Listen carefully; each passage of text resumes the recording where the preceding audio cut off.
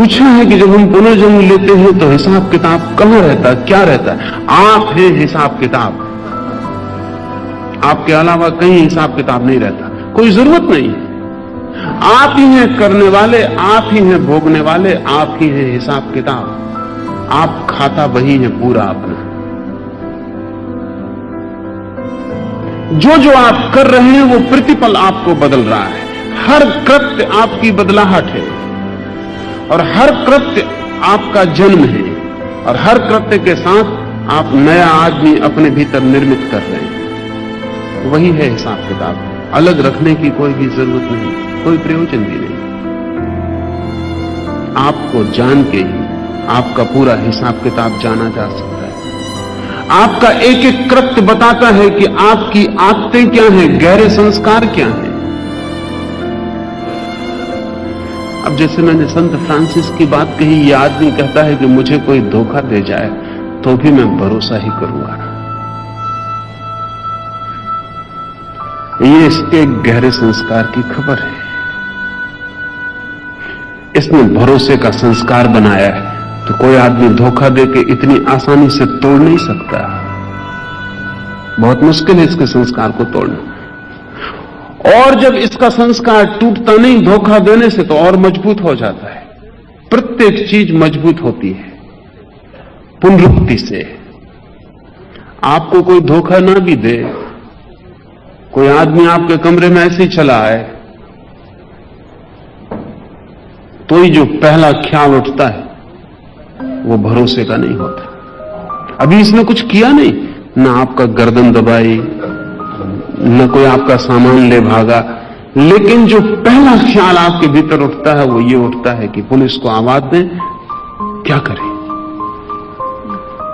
ये अभी इसने कुछ भी तो नहीं किया, अभी इसके संबंध में कोई भी निर्णय उचित नहीं है लेना, लेकिन आपने निर्णय गहरे में ले ही लिया।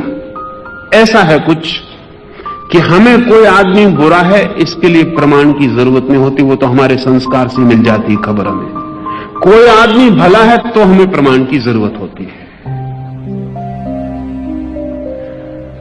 गैर भरोसा हमारी आदत है, भरोसा हमारी मजबूरी है। कोई मानता ही नहीं और ऐसा व्यवहार किया जाता है कि हमें भरोसा करना पड़ता है, लेकिन गैर भरोसा हमारी आदत है। आपको लगता है कि आप कभी कभी क्रोध करते हैं, गलती है आपकी। आप क्रोध आपकी आदत है। आप कभी कभी ऐसा होता है जब क्रोध में नहीं होते, लेकिन इतना कम होता है ये कि आपको पता ही नहीं चलता। इसलिए आप सोचते हैं कि कभी कभी आप क्रोध में होते हैं। बस आपका क्रोध ऐसा है कि कभी कभी 100 डिग्री पे उबलता हुआ होता है, कभी ल्यूकवार्म, कुनकुना क्रोध आपको पता ही नहीं चलता, क्योंकि वो आपकी आदत है, वो आप जिंदगी से वैसे ही है। कभी कभी जब ये कुनकुना क्रोध भी नहीं होता आप में, तब क्षण भर को आपको झलक मिलती है प्रेम की, अन्यथा नहीं मिलती। फिर कठिनाई यह है कि जितना आपका क्रोध का संस्कार है उतना ज्यादा आप क्रोध करते हैं, जितना ज्यादा क्रोध करते हैं उतना संस्कार मजबूत होता चला जाता है। हम अपने ही कारागृहों में बंद होते चले जाते हैं। इसे कहीं से तोड़ना पड़े। दो बातें ख्याल रखें। एक, अगर मैं कहता कि आपका कर्म का फल आप भोग रहे हैं, तब तो तोड़ने का कोई उपाय नहीं था। समझने फर्क। अगर मैंने कोई कर्म किया है और उसके कारण मैं आज क्रोधित हो रहा हूं, तो मुझे होना ही पड़ेगा, कोई उपाय नहीं। लेकिन मैं कहता हूं कर्म का फल तो तत्काल मिल जाता है, सिर्फ संस्कार रह जाते हैं। संस्कार का अर्थ है केवल एक खास ढंग का काम करने की वृत्ति, मजबूरी नहीं। इसलिए आप चाहें तो तत्काल अपने को बदल सकते हैं, चाहें तो तत्काल बदल सकते हैं, क्योंकि ये सिर्फ केवल एक आदत है। कभी आपने ख्याल किया कि कुछ बातें आप केवल आदत के कारण किए चले जाते हैं, केवल आदत के कारण, कुछ और वजह नहीं होती। आदत को तोड़ना कठिन है लेकिन असंभव नहीं है। और कभी कभी जरा सी बात आदत को तोड़वा देती है, जरा सी बात। अभी अमेरिका के कुछ मनोवैज्ञानिक जो रियल थेरेपी के प्रतिपादक हैं, वो कहते हैं एक यथार्थ मनोचिकित्सा, वो बड़े अनूठे प्रयोग कर रहे हैं और बड़े काम के प्रयोग हैं। वो कहते हैं एक आदमी को जिंदगी भर समझाओ कि सिगरेट मत पियो मत पियो, 25 दफा छोड़ता है फिर शुरू कर देता है, शराब पीता है छोड़ता है फिर शुरू कर देता है, कोई उपाय नहीं होता। वो कहते हैं आपकी थेरेपी रियल नहीं है, यथार्थ नहीं है, क्योंकि शराब है वास्तविक चीज और आपका समझाना है केवल शब्द। शराब है एक यथार्थ और शब्द है सिर्फ सिद्धांत, ये नहीं तोड़ पाएंगे। तो वो कहते हैं कुछ और किया जाना जरूरी है। वो क्या करते हैं, अब उन्होंने एक इंजेक्शन इजाद किया है। शराबी को वो इंजेक्शन रात में दे दिया जाता है, उसे पता भी नहीं चलता, या उन्होंने गोलियां भी इजाद की हैं, वो उसको खिला दी जाती है। उन गोलियों के बाद जब भी वो शराब पीता है तो नासिया पैदा होता है, बड़ी बेचैनी पैदा होती है, वॉमिट होती है और सारा शरीर झरझर कपने लगता है और रोना इतनी पीड़ा से भर जाता है कि नर्क उपस्थित हो गया। वो जो इंजेक्शन है उसके उस शराब के मिलने से परिणाम होता है, वो आदमी दोबारा हाथ में शराब नहीं ले सकता। जैसे वो शराब हाथ में लेता सब उसे याद आ जाता जो हुआ, और हजारों साल समझाने से जो नहीं होता वो एक इंजेक्शन से क्यों हो जाता। क्या हो गया, वो आदत थी सिर्फ एक, लेकिन अब आदत के विपरीत एक बड़ा दुख खड़ा हो गया। वो आदत इतनी बड़ी नहीं थी कि उस दुख के बावजूद भी, आमतौर से हम सोचते हैं कि लोग शराब दुख के बावजूद भी पीते हैं, हम गलत सोचते हैं। लोग कहते हैं एक आदमी शराब पी रहा है, उसकी पत्नी दुख में पड़ी, उसके बच्चे दुख में पड़े, फिर भी शराब पिए चला जा रहा है, इतना दुख हो रहा है फिर भी। आप गलती में हैं। हो सकता है ये दुख देना भी शराब पीने की एक हिस्सा हो, शायद वो और किसी तरह से दुख देने में समर्थ ना हो या उतना आक्रामक ना हो। इस बारीक तरकीब से वो दुख भी दे लेता है, अपना दुख भी बुला लेता है, दूसरों को दुख भी दे लेता है, दोनों काम कर लेता है। नहीं, इससे कोई अंतर नहीं पड़ेगा। बल्कि ये भी हो सकता है कि पत्नी दुखी दिखाई न पड़े और बच्चे बड़े प्रसन्न दिखाई पड़े और सब कहें कि पिताजी आप मजे से पिए चले जाओ, आप 24 घंटे पियो, तो शायद वो चौंक के खड़ा भी हो जाए कि मामला क्या, कोई दुखी नहीं हो रहा और मैं शराब पिए चला जा रहा हूं। शायद शराब का रस ही चला जाए। जिंदगी बड़ी जटिल है। लेकिन ये रियल थेरेपी के लोग कहते हैं कि अगर किसी भी आदत को तोड़ना है तो उस आदत को इतने बड़े दुख के साथ जोड़ देना जरूरी है कि वो जो पुरानी सिर्फ वृत्ति की वजह से आदमी बह जाता था, वो दुख बीच में खड़ा हो जाए और उसको चुन के जाना पड़े कि अगर मैं जाता हूं आदत में तो ये दुख झेलना पड़ेगा। बड़ी हैरानी की बात है, आदतें आसानी से बदल जाती हैं। पावलव, साल्टर, पश्चिम के खासकर रूस के वैज्ञानिक तो कहते हैं कि सिर्फ रिकंडीशनिंग की जरूरत है। वो कहते हैं सिर्फ पुनर्संस्करण की जरूरत है, सिर्फ संस्कार बंधे हुए हैं, उनको नया संस्कार से जोड़ देने की जरूरत है, यात्रा बदल जाती है। मैं मानता हूं उनकी बात में थोड़ी सच्चाई है। कोई आदमी कर्मों का फल नहीं भोग रहा है, कर्मों के फलों के संस्कार से बंधा जी रहा है।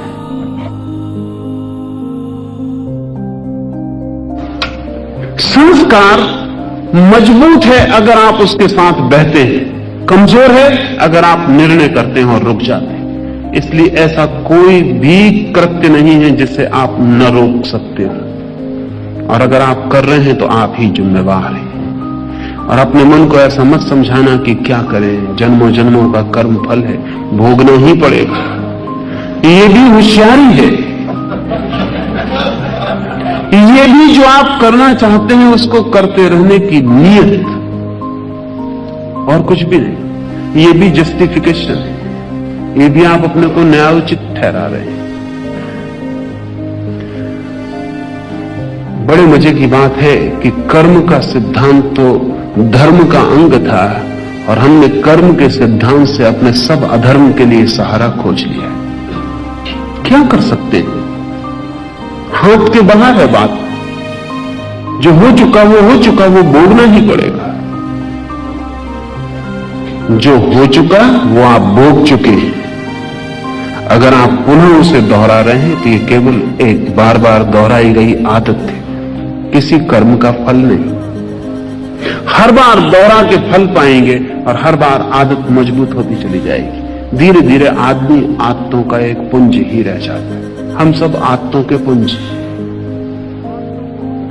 इन आदतों को बदलना हो तो संकल्प की जरूरत है। और संकल्प की शुरुआत इससे होती है कि आपको ये ख्याल में आ जाए कि ये बदली जा सकती है। अगर आपको ये ख्याल है कि बदली ही नहीं जा सकती तो आपका संकल्प बिल्कुल मर जाएगा। एक जर्मन यहूदी फ्रेंकल पिछले महायुद्ध के वक्त जर्मनी के एक बड़े कारागृह में बंद था। उसने लिखा है, बड़ी हैरानी की बातें लिखी। उसने अपने संस्मरणों में लिखा है, क्योंकि वो एक मनस्विद है, वो निरीक्षण करता रहा क्या हो रहा है। दिसंबर करीब आ रहा था, त्योहार के दिन करीब आ रहे थे और सभी कैदियों को यह आशा थी कि कम से कम क्रिसमस के करीब छुटकारा हो जाएगा। क्रिसमस के करीब हिटलर दया करेगा और लोग छोड़ दिए जाएंगे। फ्रेंकल ने लिखा है कि क्रिसमस तक कितनी ही तकलीफें दी गई कैदियों को, कोई नहीं मरा। लोग बीमार रहे, लेकिन एक आशा थी। क्रिसमस करीब आ रहा है, उस आशा के साथ प्राण में बल था। उसने लिखा, जिस दिन क्रिसमस निकल गया उसके 15 दिनों में अनेक लोग मरे क्रिसमस के बाद। और उसका कहना कुल कारण इतना था उस 15 दिन में मरने वालों का कि सब आशा टूट गई। क्रिसमस पर भी छुटकारा नहीं मिला, अब कोई आशा नहीं। जब आशा नहीं रह जाती तो जीवन ऊर्जा क्षीण हो जाती। जिस कारागृह में फ्रेंकल बंद था उसमें एक एटॉमिक भट्टी थी जिसमें हजारों कैदियों को इकट्ठा रख के क्षण भर में राख किया जा सकता था। रोज हजारों कैदी राख होते थे। रोज उस भट्टी की चिमनी से धुआं निकलता था। फिर उनको कारागृह बदला गया। कोई 500 कैदी फ्रेंकल के साथ दूसरे कारागृह में भेजे गए। 2 दिन पैदल उन्हें चलाया गया। ठंडी रातें, नंगे पैर, बिना कपड़ों के, भूखे प्यासे उन्हें चलाया गया। बिल्कुल थके हुए, मुर्दा, मरे हुए वो किसी तरह पहुंचे। आधी रात में जब वो पहुंचे कारागृह में तो उनकी जांच पड़ताल होने में पूरी रात लग गई। एक एक आदमी को अंदर करने में जांच पड़ताल करके अंदर किया गया। फ्रेंकल ने लिखा है, इतनी यातना, इतनी यात्रा, इतनी थकान, भूख, परेशानी, और रात जब हम खड़े थे 12 बजे मैदान में क्यों लगा के, तो ओले पड़ने लगे, बर्फ पड़ने लगी। लेकिन फिर भी सब गीत गा रहे थे, गुनगुना रहे थे, मजाक चल रही थी, लोग हंसी कर रहे थे। और कुल कारण इतना था कि उस जेल खाने में चिमनी नहीं दिखाई पड़ रही थी। वो जो चिमनी थी पिछले जेल खाने में वो नहीं थी। सब दुख भूल गया। ये 2 दिन की यात्रा, ये वर्षों की तकलीफ सब भूल गई। ये बर्फ पड़ रही है ये भूल गया। लोग गीत गुनगुनाने लगे। फ्रेंकल ने लिखा, मैंने पहली दफा मेरे साथी कैदियों को गीत गुनगुनाते, पुरानी मजाकें दोहराते, एक दूसरे से कहानियां कहते पहली दफा सुना। तो मैं बहुत हैरान हुआ कि बात क्या है। तब थोड़ी देर में पता चला कि वो चिमनी नहीं दिखाई पड़ रही, वहां आश्वस्त हैं, कितनी ही तकलीफ होगी, मौत अभी करीब नहीं।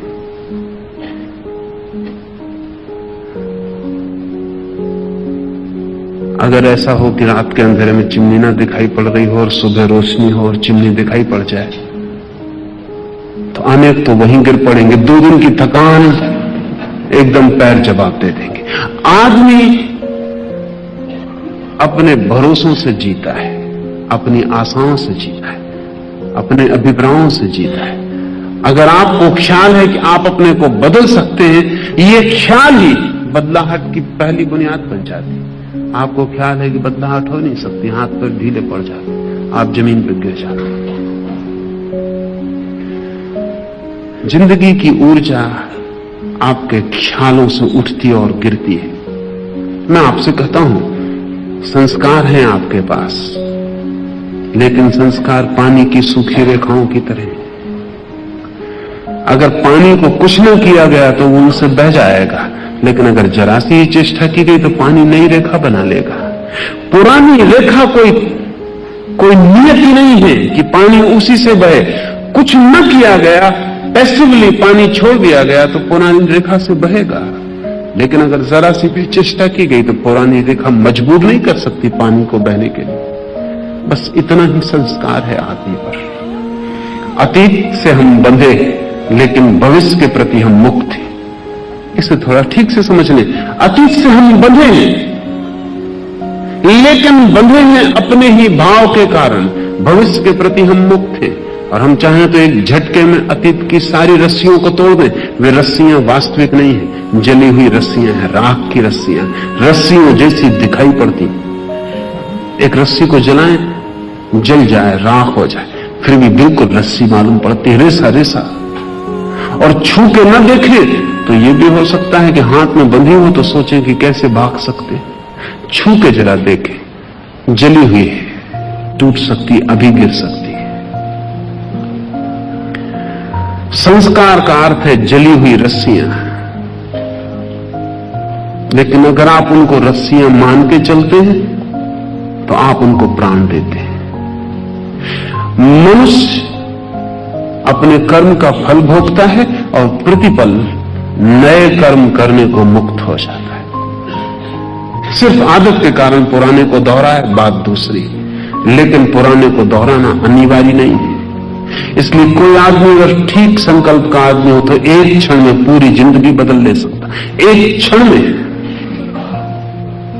इस तरफ एक जिंदगी और दूसरी तरफ दूसरी जिंदगी शुरू हो सकती है। इस बदलाहट को मैं संन्यास कहता हूं, इस संकल्प को मैं संन्यास कहता हूं। जब कोई आदमी तय करता है कि अब मैं पुराना नहीं रहूंगा, मैंने नए होने का तय कर लिया। एक क्षण में भी ये हो सकता है और जन्मों जन्मों में भी ना हो, हम पर निर्भर है।